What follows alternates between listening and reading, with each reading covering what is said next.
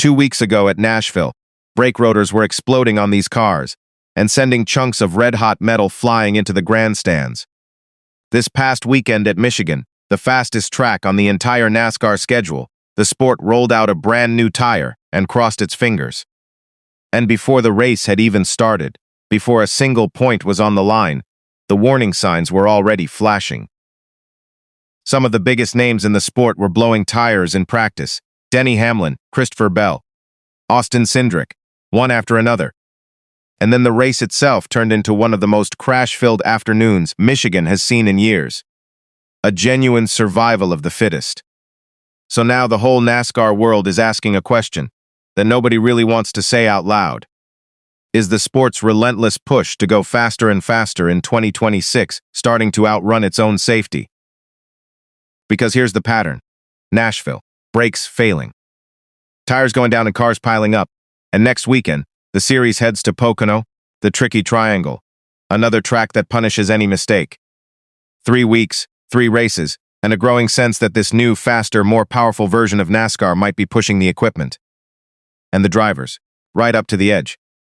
So today, we're going to break down exactly what happened with the tires at Michigan, why the practice session was a red flag nobody could ignore, what made this race so chaotic, and the bigger safety question hanging over the rest of the season. Let's get into it. Welcome back to Freedom Line News, the channel where we don't just chase the drama, we actually break down what really happened on the track. If you're new here, take a quick second to hit that subscribe button, because this community is growing every week, and we cover these NASCAR stories with the detail they truly deserve. All right, let's get into it. To understand why everyone was so nervous heading into Michigan, you have to go back 2 weeks to what happened at Nashville. Because Nashville wasn't just a rough race, it was a genuine safety scare. At Nashville, car after car suffered catastrophic brake rotor failures. The right front rotors were literally exploding, coming apart at high speed. With no warning, Connor Zilisch, Ross Chastain, AJ Allmendinger, Chris Buescher, one by one their brakes let go and sent them hard into the wall. And it got worse than just wrecked cars. Pieces of those exploded rotors, chunks of hot metal, flew over the fencing and into the stands, where multiple fans were actually hit. NASCAR got lucky that nobody was seriously hurt. Now, here's the key thing to understand, because I don't want anyone confusing the two. The Nashville problem was a brake problem, and the root cause traced back to NASCAR's new 2026 rules package: more horsepower, less downforce, which means the cars carry more speed into the corners and have to brake harder than the equipment was built to handle. On Nashville's tight concrete oval, that combination cooked the brakes until they failed. So the sport went into Michigan already on edge, already aware that this new, faster package was pushing the cars to their limits. And Michigan, of all places, is where you'd least want to find a new limit. Because Michigan is fast, really fast. Here's what makes Michigan so unique and so dangerous. It is quite simply one of the fastest tracks in all of NASCAR, a wide, smooth, 2-mile D-shaped oval, where these cars run flat out at nearly 200 miles an hour lap after lap. In fact, the fastest qualifying lap of the entire modern next-generation era was set right here at Michigan. When you're carrying that kind of speed, everything gets magnified. Every load on the car, every ounce of stress on the equipment, it all goes up dramatically. So for Michigan, the tire company Goodyear made a specific change. They kept the same left side tire that the teams had been running on other ovals, including, notably, Nashville. But for the right side, they brought a brand new, harder tire compound. The idea was sound on paper: a tougher right side tire to better handle the massive loads these cars generate, going into Michigan's high-speed corners, and to reduce the wear problems seen at other tracks. Goodyear's racing director explained that the setup was built to handle the stress of going into the corners at a track this fast. In other words, NASCAR and Goodyear knew Michigan would punish the tires. They knew the speeds were a concern, so they engineered a specific solution and brought it to the track. The plan was to get ahead of the problem. But racing has a way of exposing plans, and the very first time these cars hit the track for real practice, that brand new tire setup started showing cracks in the story. Saturday's practice session was supposed to be routine, a chance for teams to gather data, dial in their setups, and get comfortable before qualifying. Instead, it turned into a warning siren, because driver after driver started suffering flat tires. Austin Cindric had one, Denny Hamlin had one, and then Christopher Bell had one too. Now here's why that matters so much. A single flat tire in practice? That happens. Nobody blinks. Could be debris, could be a one-off, could be a team pushing a setup too far. But several flats, in the same session, hitting some of the most competitive, best-prepared organizations in the entire sport. That's a completely different story. That's a pattern. And patterns are what make engineers and crew chiefs very, very nervous. And it wasn't harmless either. Denny Hamlin, who would go on to win the pole with a blistering lap, suffered a tire failure in practice that actually damaged the underside of his car. The damage was bad enough that even though he qualified first, even though he earned the best starting spot on the grid, his team had to make repairs, and he was forced to start the race from the rear of the field.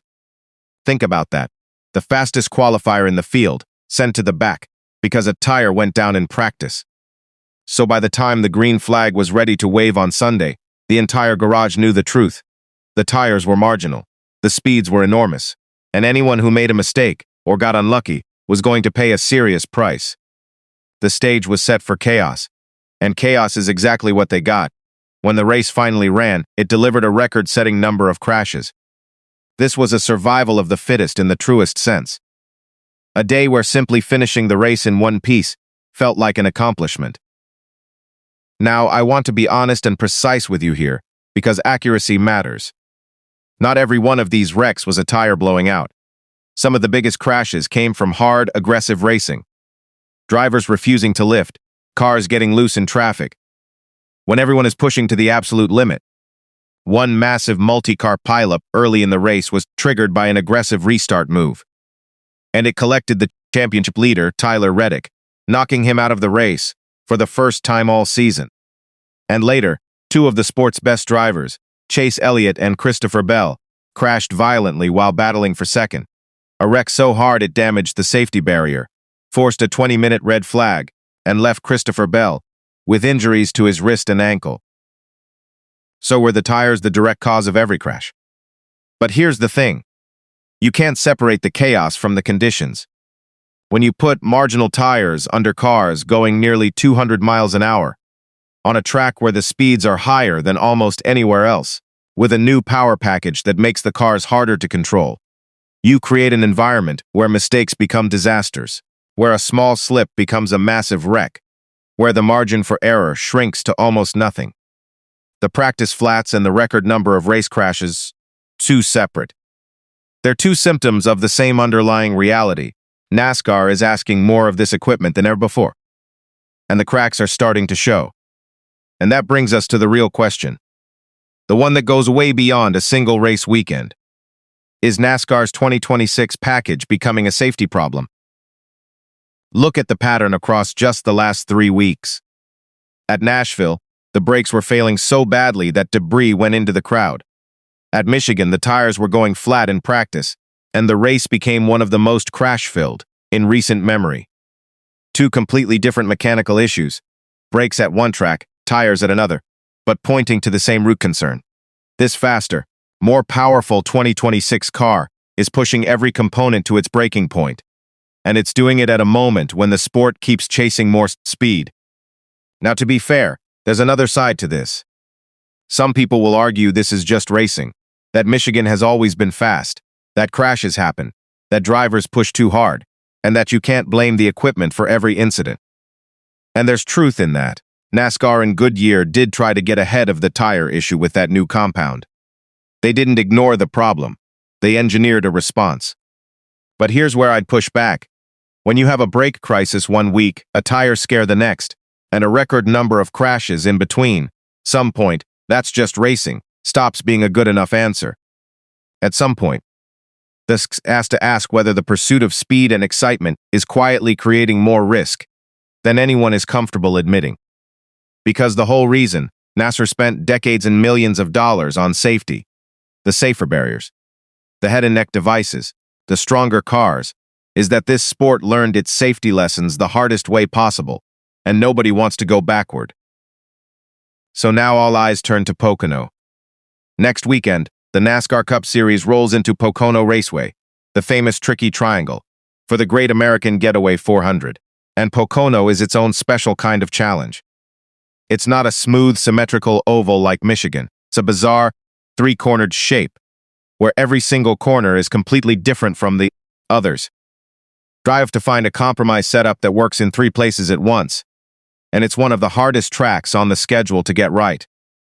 So after a brake disaster at Nashville and a tire and crash scare at Michigan, the sport heads to a track that demands precision braking and careful tire management at every lap. And there's an added layer to watch. Christopher Bell, dealing with that wrist and ankle injury, maybe climbing back into a car at one of the most physically demanding tracks on the calendar. The question hanging over Pocono is simple.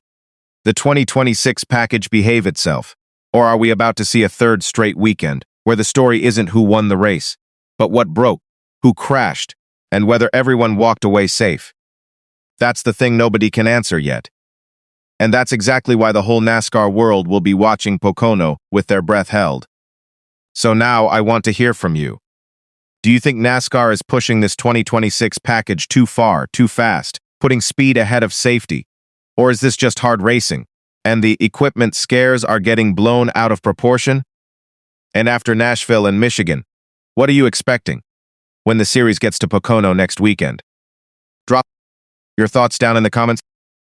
A real debate. If this breakdown was worth your time, do me a favor and hit that like button and subscribe to Freedom Line News, where we cover every NASCAR story with the detail it actually deserves. Thanks for watching, and I'll see you in the next one.